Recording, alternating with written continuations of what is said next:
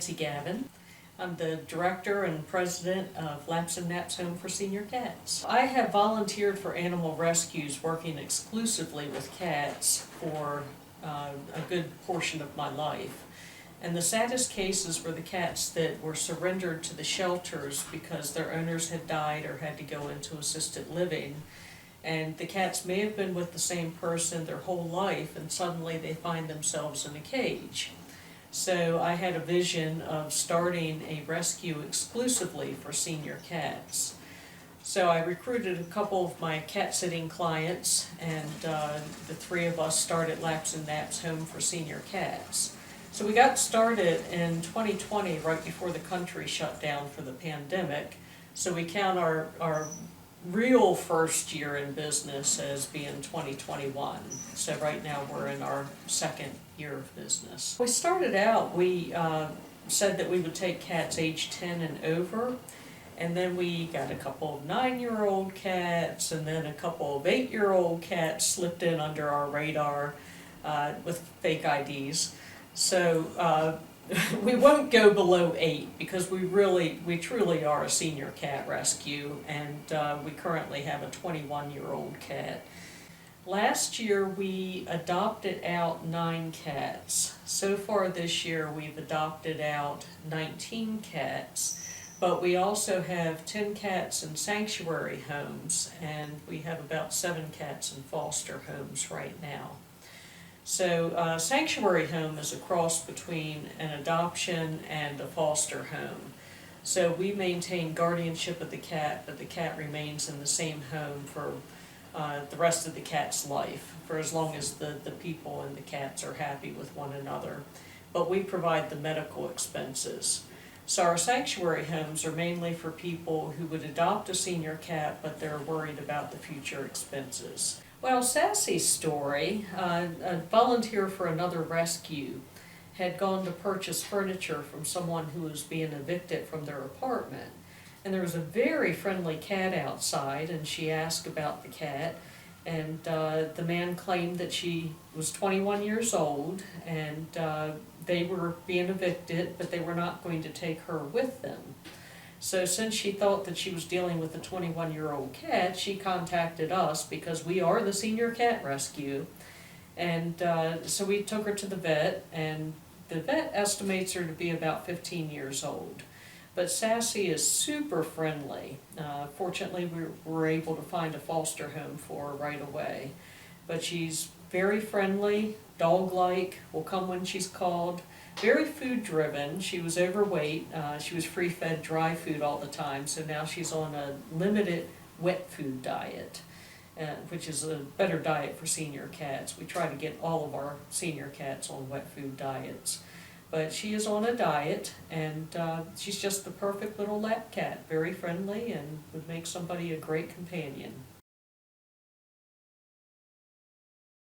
I'm Barry Markovsky, and I am a foster cat parent, I guess you'd say.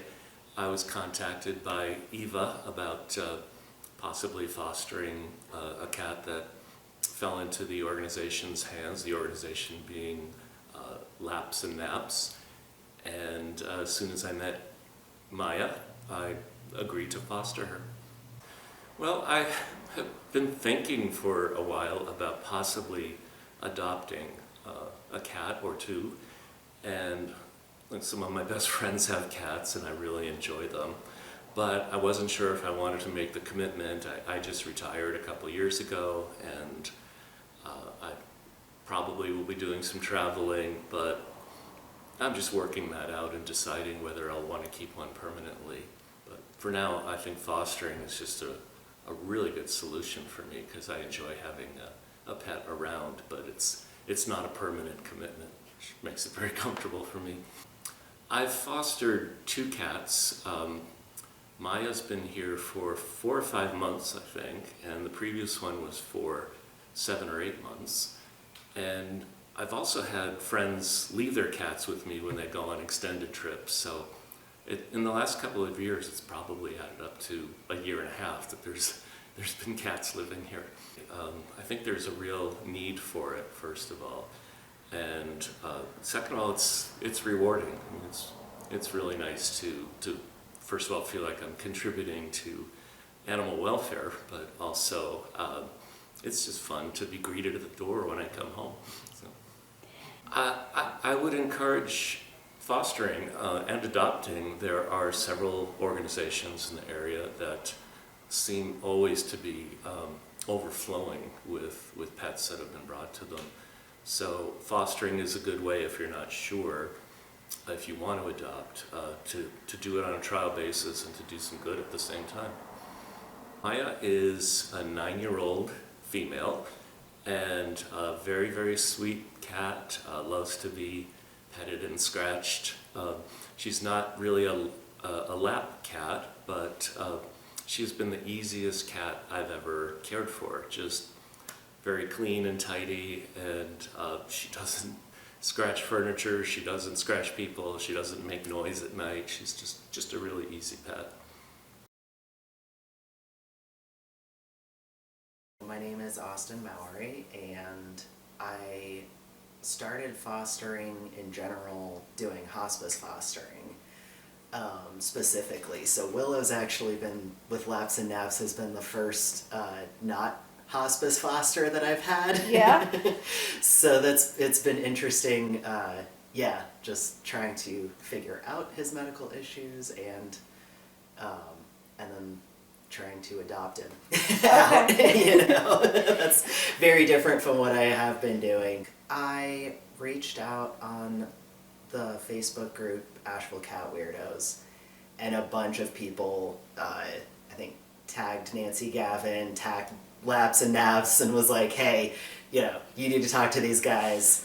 They specifically take in seniors. Nancy's been awesome to work with. She's super communicative. The vets that they work with are great too, you know, especially because with this guy, we could not figure out. We tried so many things, you know, and I'm Googling stuff, I'm sending them, you know, okay, this, I don't know, like, I Googled this symptom, and here's what I found about this, and I read up on this food we've been giving him, and maybe it's causing this, and, you know, and it's been really good to feel like I'm part of a team.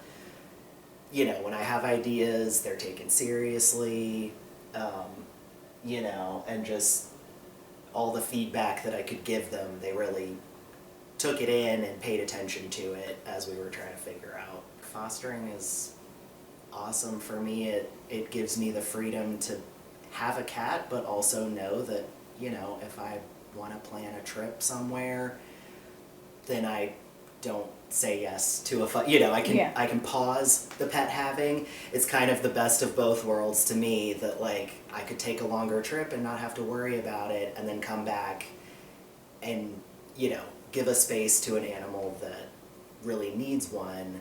And also, you know, if you really find you don't click with an animal, or it really doesn't, you know, mesh well with you in your life, like, you're not locked in forever. Mm-hmm. You know, you haven't agreed to take care of an animal for the rest of its life, and now you're stuck in a situation that is untenable. Mm-hmm. You know, it's yeah, I feel like it's a really nice way to help a lot more animals, and get all the benefits of having a pet. He is 8 years old. I'm the second foster that's had him, because he had a lot of health issues when they first got him. His person passed or fell about a year ago, went to the hospital, and never came home. And somebody came once a day to feed him for about 3 months. So by the time he got surrendered, hi buddy, I know. He had a lot of health issues at that point, which I think a lot of that might have been stress. Mm-hmm. But yeah, I've had him, the end of this month, I'll have had him for about 6 months. Oh. So, which is, I think they said he's the longest running foster they've got right now. But we finally got him squared away health-wise. He's doing so much better. He's a little guy, but he's got a lot of personality. He likes a routine, and he will tell you loudly if you do not follow the routine he's decided is what we do. He's pretty sure I should just go straight to bed as soon as I come home from work. Like, yeah, see, I like to spend all day in bed or on the porch. Gotta watch the birds and squirrels because they're up to no good.